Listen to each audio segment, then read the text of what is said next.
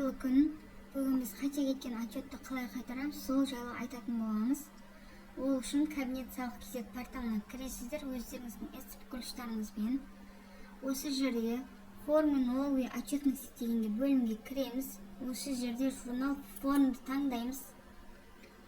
Найти дегенді басамыз.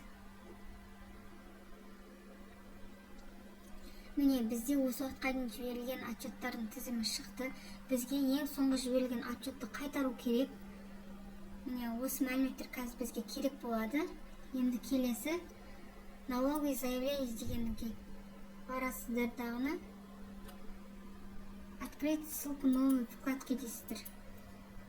Осы жерде отзыв налоговой отчетности дегенге кіреміз.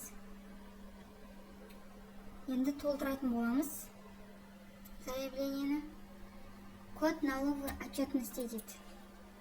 Бізде 910.00. Соны жазасыздар. Вид налоговой отчетности очередная. Налоги вперед дейді. Екінші полугодие 2022 жыл. Регистрационный номер. Міне, на регистрационный номерді копировать етіп ставить етіп қоя саласыздар. Келесі не себепті отчетты қайтарып жатсыздар, соның себебін таңдайсыздар.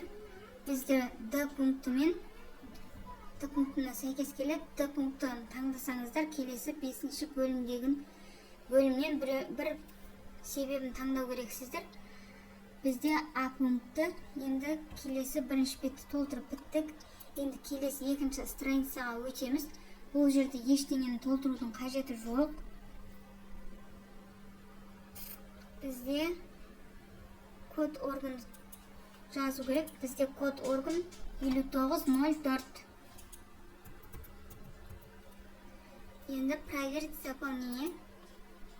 Ошибок нет. Отправить в ОГД. Окей. Таңдайтын боламыз. Эрсамен қойғаймыз.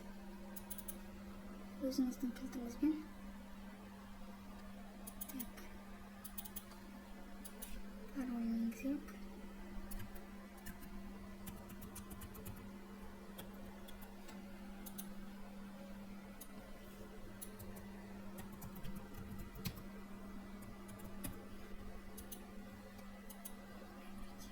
Отправка успешно завершена дейді.